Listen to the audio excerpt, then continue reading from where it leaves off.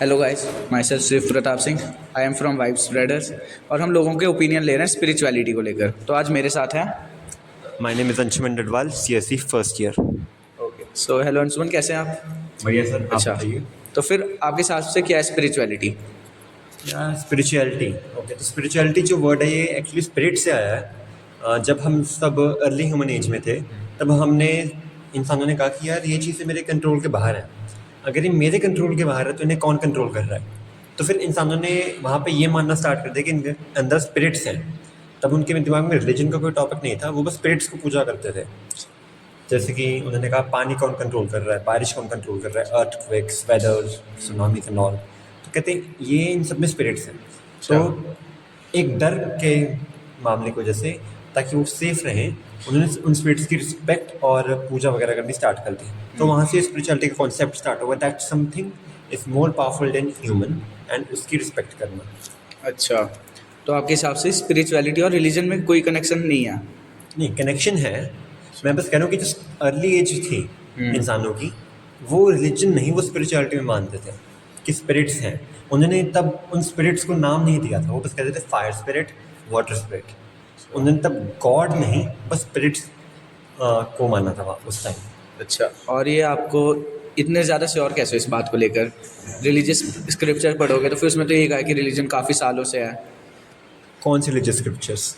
आप रामायण पढ़ लो, महाभारत पढ़ लो, हज़ारों लाखों साल पुराने हैं। ऋग्वेद है, पुराण है, बताओ क्या पढ़ना है आपको? मुझे ग्रीक मैथोलॉजी पढ़नी है। ग्रीक माइथोलॉजी से मैं कोई लेना देना नहीं है। तो फिर? देखो, सर देखिए, या मुझे तो- हिंदू माइथोलॉजी का पता है, उसमें गॉड्स का बताया है, हाँ। पहले का बताया है, जी। सालों पहले का। ग्रीक माइथोलॉजी का मेरा कोई लेना देना है नहीं, ना मैं उसमें बिलीव करता हूँ। देखिए, अगर आप कह रहे हैं कि मैथोलॉजी पढ़िए, फिर भाई मैं तो ये भी कह दूँ कि वहाँ की मैथोलॉजी अलग है, यहाँ की मैथोलॉजी अलग है, फिर दोनों में सच कौन है? वो डिपेंड करता है आप कहाँ पैदा हुए हैं। इंडिया में पैदा हुए हैं तो भाई हिंदू मैथोलॉजी सच है, ग्रीस में पैदा हुए हैं तो भाई ग्रीक मैथोलॉजी सच है। तो स्पिरिचुअलिटी तो ठीक है, बंदे कह रहे थे भाई ठीक है, मैं अलग स्पिरिट की पूजा करता हूँ तो अलग की कर, ठीक है। बट सर मैथोलॉजी या तो आप सबकी मानिए या तो आप किसी की भी ना मानिए। अच्छा। क्योंकि अगर आप ये कह देंगे कि तेरा झूठ है, तो बस आप ये सोच के देखिए, अगर आप उसके घर में पैदा हुए होते हैं तो आपके लिए आपकी मैथोलॉजी झूठ थी।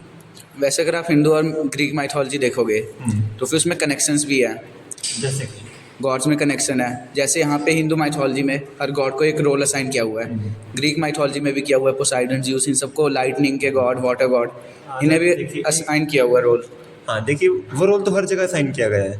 बिकॉज अगर मैथोलॉजी सच नहीं है, so what is it? It's just a part of imagination, human imagination. अगर ये सच नहीं है तो, एंड अगर ये सच नहीं है, इमेजिनेशन है, तो इंसानों ने क्या किया? वो कहते हैं ओके, मेडिसिन के लिए ये बंदा, यहाँ बच्चों को देखने के लिए ये बंदा, इस सब के लिए ये, इसके लिए ये। तो ने गॉड्स में भी ऐसा कर दिया कि गॉड्स का किंग ये है, इस स्पिरिट में सबसे पावरफुल इसको बनाते हैं, इस स्पिरिट्स के क्लैन में कि पहाड़ों में, ऐसे बादलों में, इस क्लैन में सबसे पावरफुल गॉड इसे बनाते हैं। उन्होंने ऐसे किया। एंड आप जो कह रहे कि सेम है, बहुत हद तक एक बहुत फास्ट डिफरेंस है उनकी लस्ट को लेके। हमारे यहाँ गॉड्स में लस्ट नहीं है, उनके वहाँ सबसे हॉर्नी मैन ही उनके गॉड्स हैं। चलिए, वो तो बात सही है, बट स्पिरिट रिलीजन सिर्फ यही थोड़ी बताता है। अब उनकी माइथोलॉजी का अलग है, हाँ जी। आप कह रहे हो उनकी माइथोलॉजी सही है, बट वो चीज़ें तो गलत सिखा रहे हैं। हमारी माइथोलॉजी ने कभी कोई गलत चीज़ सिखाई, कोई गलत चीज़ प्रमोट की? आप बताओ, खुल के बताओ। ब्रह्मदेव की बीवी का नाम क्या? चलिए, उसे प्रमोट किया गया कभी? उसे कभी प्रमोट किया गया? आप ये बताओ। वहाँ पे भी कहाँ? उन्हें श्राप मिला है ना, इन्हें श्राप ब्रह्मा जी को भी श्राप मिला है, उनकी पूजा होती है। नहीं, बट वो महादेव ने श्राप दिया, वो अलग है। देखिए, श्राप तो मिला ना। अब बाकी है, बाकी गॉड्स हैं, वो लस्ट के लिए जाने जाते हैं, उन्हें श्राप मिला, कुछ मिला नहीं, उनके में चल रहे हैं, उनके में कॉमन है, सारे गॉड्स करते हैं, हमारे में नहीं होता। हमारे यहाँ अहिल्या माँ के साथ बुरा हुआ, श्राप किसे मिला? अहिल्या माँ को, इंद्र को मिला। इंद्रदेव को भी श्राप मिला, वो बताया नहीं गया, तो इसका मतलब ये नहीं कि उन्हें श्राप नहीं मिला। उस मामले में नहीं। आपने स्क्रिप्चर्स पढ़े हैं? हाँ जी, बहुत पढ़े। आप तो पढ़े हैं। हाँ, मैं पढ़े, मुझे पता है इंद्रदेव को श्राप मिला था। अब वो नहीं बताया गया। ओके, अहिल्या माँ का इसलिए बताया गया क्योंकि उनको श्राप से मुक्ति राम जी ने दिलवाई थी, तो वो दिखाया गया था। ठीक है। और वैसे हम लोग अपने टॉपिक से अलग हो चुके हैं, यही बात है। स्पिरिचुअलिटी, कट कर दिया जाएगा, ये ब्लूटूथ में जाएगा। स्पिरिचुअलिटी और रिलीजन दोनों अलग अलग चीज़ें हैं। हाँ रिलीजन जी। बात है स्पिरिचुअलिटी को लेकर। जी। अच्छा, तो फिर आप स्पिरिचुअल गुरुज में भी नहीं मानते होंगे? यार स्पिरिचुअल गुरुज, देखिए स्पिरिचुअल गुरुज वो होते हैं जो लोगों को एक पाथ दिखाए कि देखो तुम एक पावर है, तुम्हें उसकी रिस्पेक्ट करनी है एंड तुम्हें बस अच्छे काम करने हैं। बट जो लोग होते हैं कि रिलीजन को लेके फिर कट्टरता फैलाते हैं, मैं उन्हें स्पिरिचुअल गुरु नहीं मानता। या तो आप कहो कि ओके अच्छी चीज़ें करो, बट जब आप ये कमेंट करना चाहते हो ना कि चीर दो फाड़ दो, भाई वो स्पिरिचुअल गुरु नहीं है, वो एक रिलीजियस फिगर है। फिर एक रिलीजियस भी नहीं कहना चाहिए, मुझे पॉलिटिकल फिगर कहना चाहिए। सही है।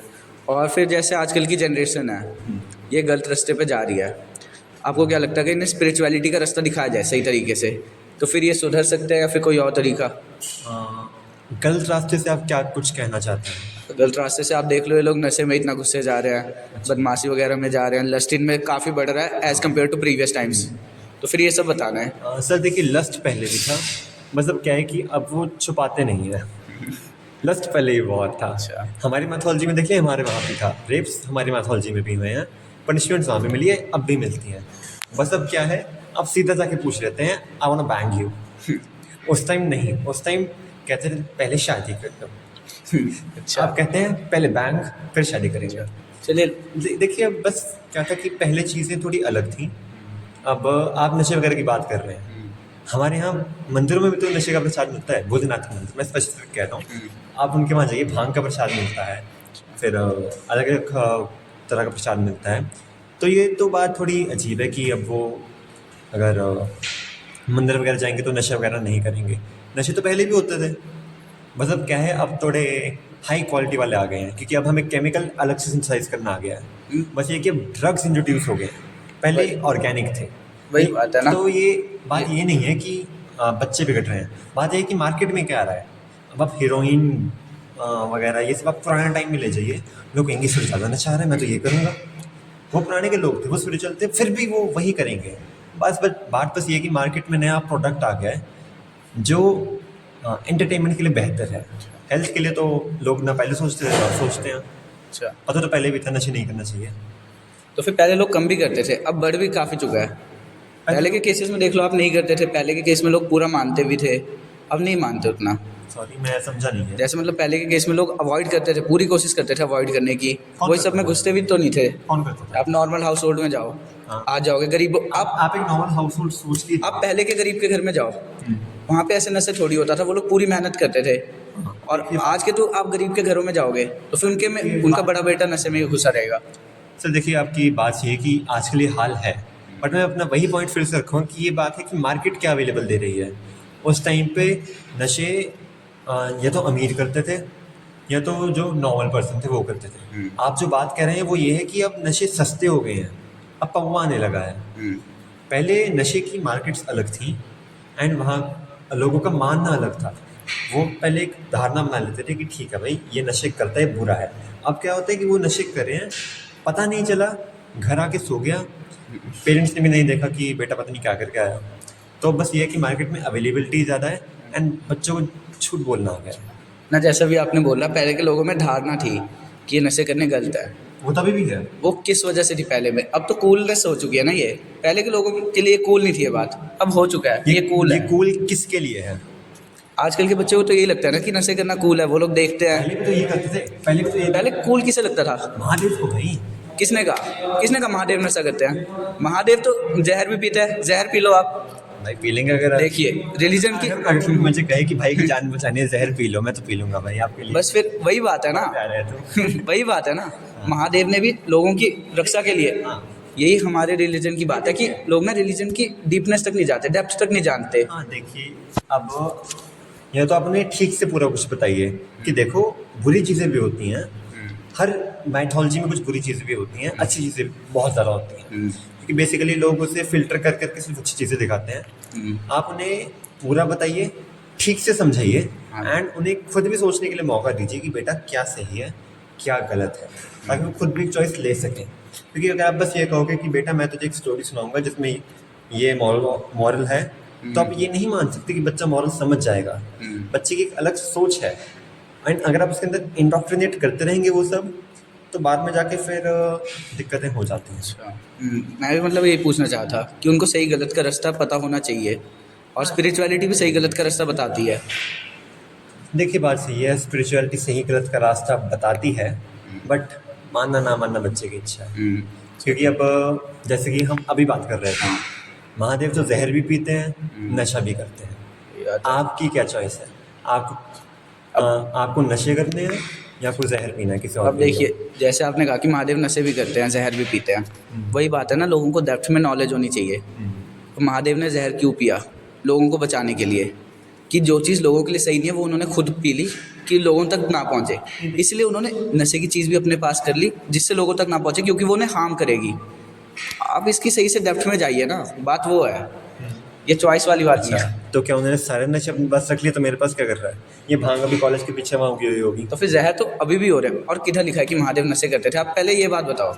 आप कोई भी भजन देख लीजिए, आप कोई पुराण देख लीजिए, जब महादेव की शादी हो रही थी पुराण में, वहाँ पे भी लिखा हुआ है कि वो उस टाइम नशे की हालत में पड़े हुए थे। नंदी महाराज ने कहा आइए जनाब तैयार होकर चलते हैं। नहीं लिखा हुआ ये आपने गलत पढ़ा है।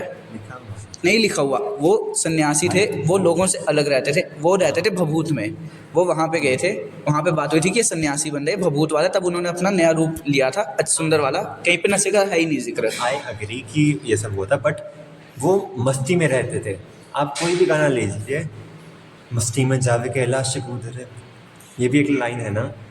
आप ये मत कहिए कि वो नशे नहीं करते थे, या तो आप ये कहिए कि वो बहुत ज़्यादा नहीं करते थे, जैसे लोग अभी कुत्तों की तरह पीते रहते हैं। वो नशे करते ही नहीं थे, ये लोगों ने ओवर टाइम, लोगों की सोच बन गया है, लोगों ने इसे जोड़ लिया, क्योंकि सारे जो शमशान घाट में रहते हैं उन लोगों के लिए रहना मुश्किल है बिना खाए हुए। तो फिर लोगों ने ये जोड़ लिया महादेव के साथ कि वो भी नशे करते थे, इसलिए उनके ये सारे करते हैं। नहीं, देखिए वो ऑर्गेनिक नशे करते थे।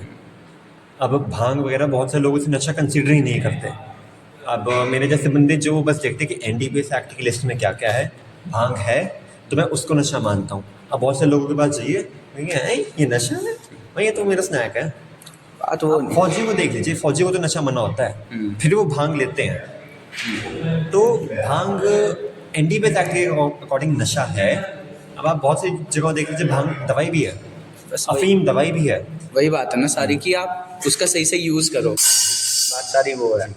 एंड मैंने पहले ये कहा था कि जो भगवान होते हैं उनके अंदर बंदा अपनी रिफ्लेक्शन देखता है। तो मैंने बस एक पॉइंट पकड़ लिया कि नशे दिखा रखे हैं। अभी बंदे की है कि वो ठीक है भाई, मैं महादेव की भक्ति करता हूँ, तो अब मैं उनसे क्या सीखूँगा?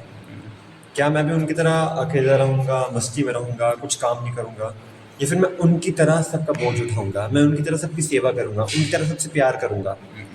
बंदे को वो होता है। एंड वो आप चाहे बच्चों को सिखाएं या ना सिखाएं, वो फिर उसकी फ्री विल पे होता है। हाँ, आपस में उसे एक पास की तरफ डेविएट कर देते हैं कि भाई देख ये अच्छी चीज़ें हैं, इनकी तरफ आप थोड़ा डेविएट कर देते हैं कि उस तरफ को जाओ, आप पुश करते हैं।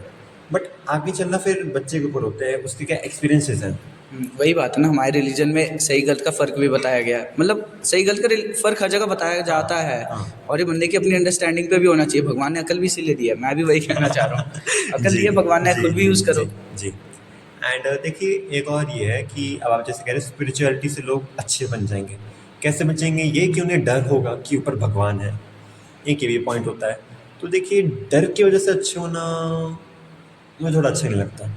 अब मान लीजिए आप पेपर दे रहे हैं, आप चीटिंग क्यों नहीं करते? क्योंकि इन्विजिलेटर खड़ा है इसलिए, या फिर आप करते नहीं इसलिए? बस वही बात है ना, रिलीजन मॉरल वैल्यूज़ भी सिखाता है, डर भी सिखाता है। अब जो जिस भाषा में समझे उसे उसी भाषा में समझाना ज़रूरी है। रिलीजन में मॉरल वैल्यूज़ ज़्यादा सिखाता है। अब राम जी का उठा लीजिए, उनके अपने पूरे मॉरल वैल्यू सिखाई गई है। हनुमान जी का देख लीजिए, उनके पास सब कुछ था, फिर भी वो कितने हम्बल थे, हम्बलनेस सिखाई गई है। तो फिर ये सब देखिए ना, राम जी पे इतने चांसेस थे, वो कभी लड़ाई में कूदे नहीं। रावण को उन्होंने इतने चांसेस दिए, बट जब एक लिमिट क्रॉस होगी तो फिर वही बात है ना, मॉरल वैल्यूज़ वगैरह भी सिखाते हैं। लेकिन जो मॉरल वैल्यूज़ से ना सीखे, इतनी अकल नहीं, उन्हें डराना भी ज़रूरी है। देखिए बात तो सही है आपकी, बट मैं भी यही कह रहा हूँ कि बच्चे को मॉरल सिखाइए। अगर अपने बार बार कहते रहें कि भगवान है उनसे डर के रहे, तो फिर एक टाइम पे आकर उसने देख लिया ना कि रेप की न्यूज़ आ रही है, भगवान ने उस बंदे को क्यों नहीं मारा? तो ठीक है भाई, अब वो जो विधि का विधान वाली लाइन है होगा कुछ, बट बच्चे का अगर उस टाइम भरोसा उठ गया तो वो फिर कभी भगवान के द्वारा भरोसा नहीं कर पाएगा। एंड अगर उसके दिमाग में बचपन से ये था कि बुरा नहीं करना क्योंकि भगवान देख रहा है, तो वो कहेगा भगवान ने क्या ही देख लिया। मेरे सामने एक लड़की का रेप हुआ, मेरे सामने एक चोरी हुई, मेरे सामने एक मर्डर हुआ, भगवान ने वहाँ पे तो कुछ नहीं किया, मेरे साथ क्या ही हो जाएगा? तो अगर उसका वो वहाँ पे डर ख़त्म हो गया तो उसकी अच्छाई भी ख़त्म हो जाएगी। तो आप उन्हें डरपोक नहीं, आप उन्हें अच्छा बनाइए। डर उस बच्चे के लिए ठीक होता है जो डाकू मंगल सिंह में मानता है कि बेटा रोटी खा लो डाकू आ जाएगा, हाँ वहाँ तक ठीक है। बट आगे जाके ना फिर उन्हें अच्छा बनाना होता है, डरपोक नहीं। हाँ, तो फिर वो तो मतलब पेरेंट्स की रिस्पॉन्सिबिलिटी है ना। मतलब आप वही कहना चाहते हैं कि डर से ज़्यादा ज़रूरी मॉरल वैल्यू सिखानी है। एंड उसके लिए आई एग्री कि जो रिलीजियस स्क्रिप्चर्स है वो बहुत अच्छे हैं, क्योंकि उनके अंदर मॉरल वैल्यूज़ मतलब दबा के लिखी हुई हैं। आप गीता पढ़ लीजिए, आप महाभारत पढ़ लीजिए, आप रामायण पढ़ लीजिए, आप फिर बाकी फॉरेन माइथोलॉजी के बारे में मुझे इतना ज्ञान नहीं है, बट उनमें भी बहुत जगह थोड़ी अच्छी सी चीज़ें लिखी हुई हैं। अच्छा, चलिए ठीक है, थैंक यू अंशुमन, हाँ ji, thank you for your मज़ा इंटरव्यू। आया। Okay, so that was from our side.